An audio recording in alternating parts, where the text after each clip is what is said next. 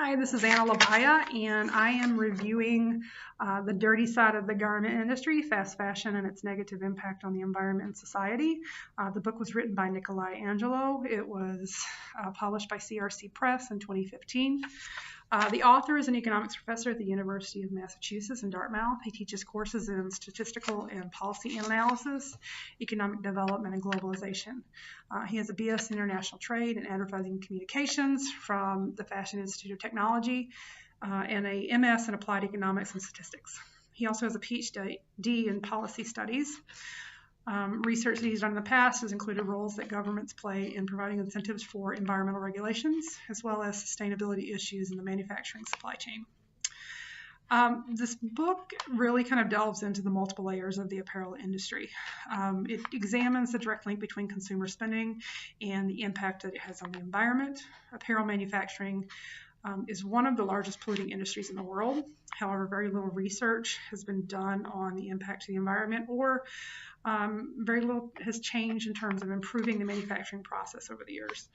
Apparel manufacturing is also one of the few industries that impacts every person on the planet, either through buying clothes out directly new from the retailer, or donating clothes, or buying clothes on the secondary market. This book is part sourcing, it's part economics, it's part consumer studies, it's also part environmental regulations. It's a pretty interesting mix of, how consumer spending really kind of drives the environmental impact that we're seeing. So the first couple of chapters really deal heavily into the economic side. The first two chapters are from fashion to fast fashion and the promotion of a lifestyle. And what these two chapters really delve into is more of the consumer spending side of things.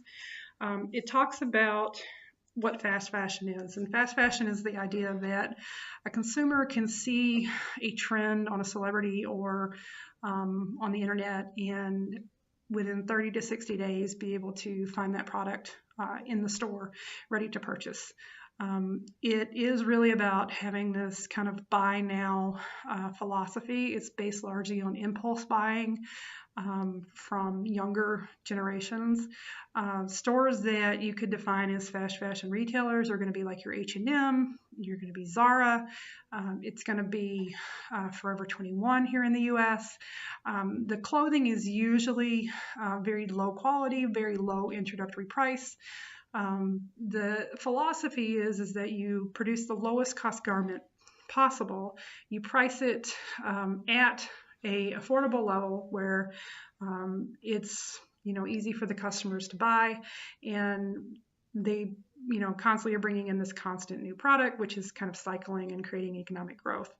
How this differs from the past is that the old retail philosophy used to be that you bring it at a higher price point, the product sits on the floor for several weeks, and then you mark it down, and that eventually entices the customer in to buy. With fast fashion, it's really about the pricing it so that it's obtainable immediately, so customers have very little to focus on in terms of does it fall within the budget or not. It's easily attainable for all. The third chapter deals with the production platforms of modern garment manufacturing. And it starts talking a little bit about how supply chains are impacted by fast fashion. So there's a term called industry agglomeration, which refers to geographic location of where the sales occur. It's kind of this idea that you have these large clumps of markets where industries occur. With the advent of fast fashion, you've really changed how factories are established. Factories used to have a centralized location, typically in China. With the advent of fast fashion, a lot of that is really changing because the goal is to get the product floor ready to the store within a short time frame. And in order to do that, you have to move closer to where the retail centers are located at. So rather than, high transit cost of, putting a product on a boat and having it take 60 days to get to you, companies like Zara and H&M are actually moving their manufacturing facilities closer to where their stores are located at, kind of in the hopes to be able to get the product to the customer closer. Now, what that does is that it moves manufacturing from locations that may be emerging with environmental regulations like China and into countries that have little to no environmental regulations. So really what we're doing is we're kind of shifting around and looking for loopholes to kind of avoid some of the regulations that are being currently put into place.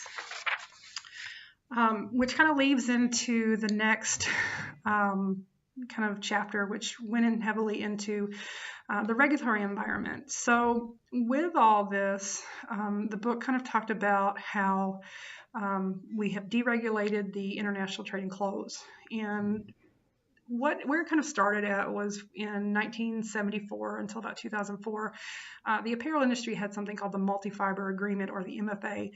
Really what it was a quota system. What it did is it allowed for protections for the U.S.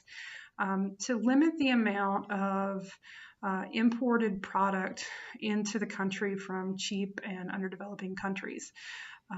It kind of started as a result of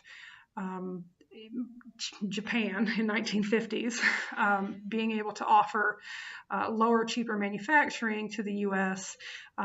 So the cotton growers and the fabric manufacturers, the textile suppliers, all kind of banded together and lobbied for this quota system. It was initially put into place because of international trade in cotton.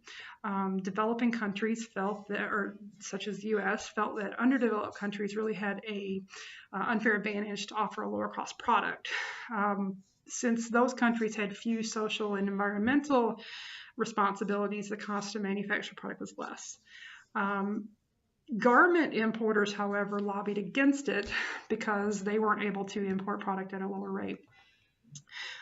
This really did start the decline of the American manufacturing in the U.S. because we were not able to import the variety of specialized fabrics that were being produced in other countries at the cost. So while on one hand the MFA kind of opened the door to clean up the environmental pollution of, say, denim factories or denim finishing facilities, dyeing and textile along the North Carolina region, it also opened the door to kind of export that production issues and environmental impact overseas.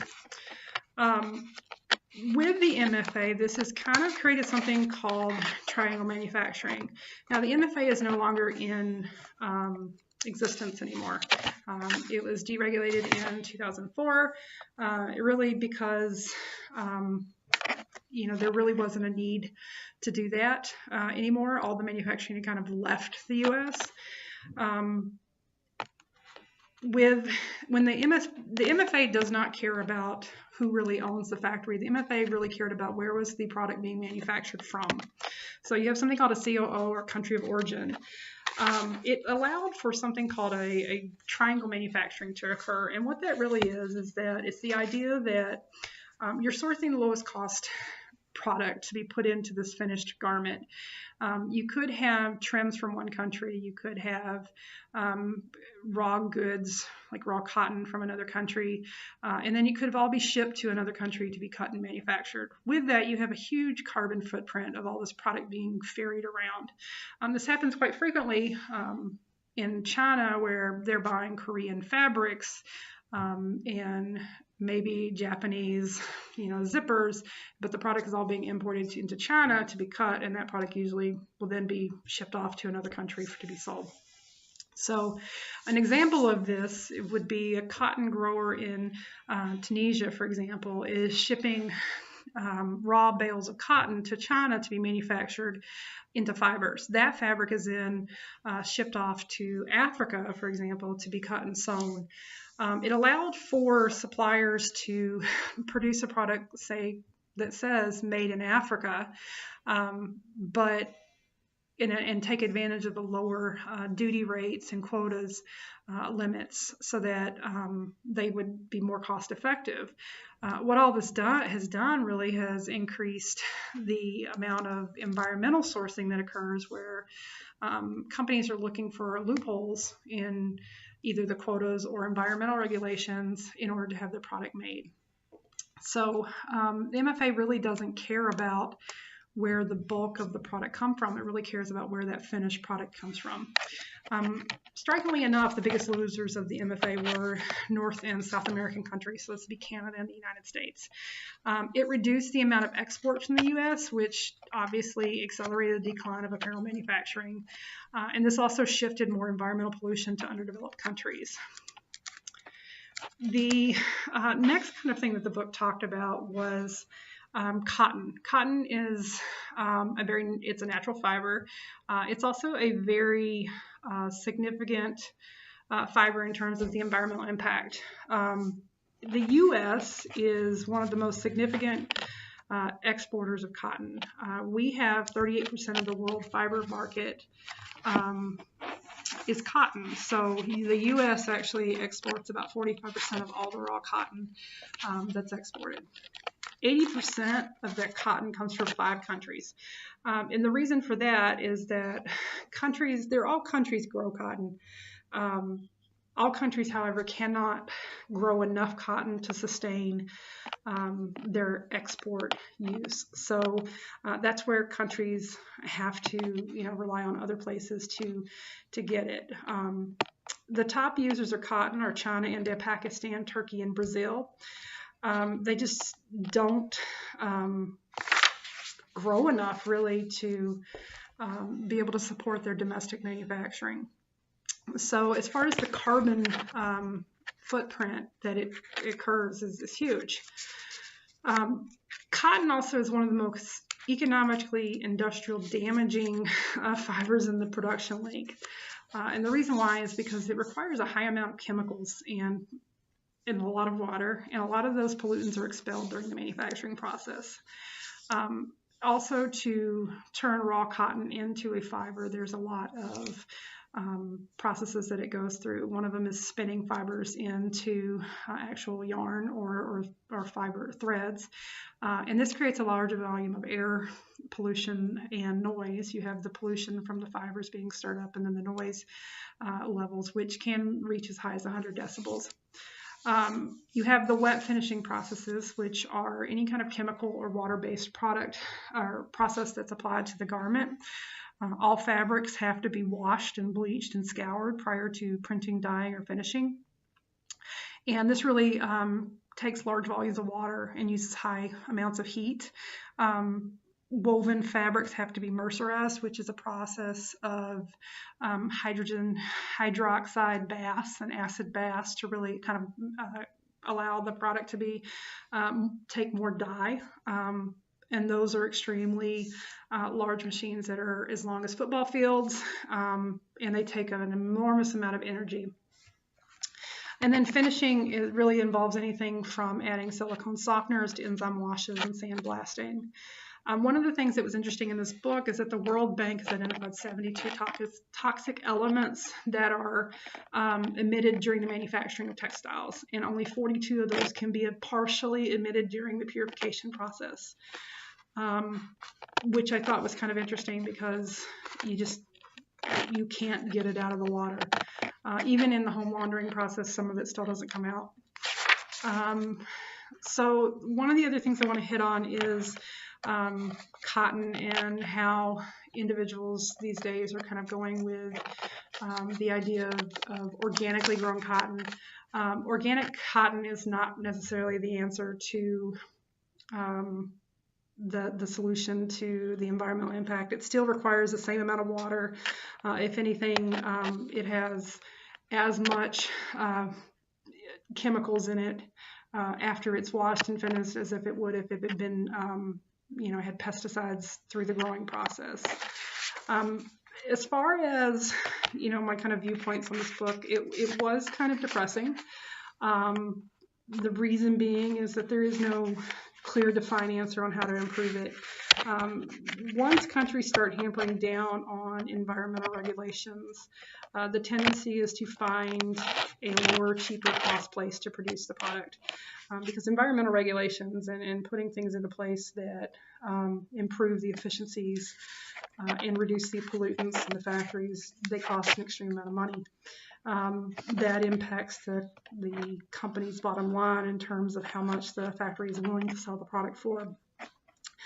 This in turn creates this whole environmental sourcing aspect where companies, automatically are going to look out for their bottom line. So they're going to offer the lowest and cheapest cost product possible, because quite frankly, consumers have become so adaptive to those low cost products over the years that they are just not going to be willing to pay for it.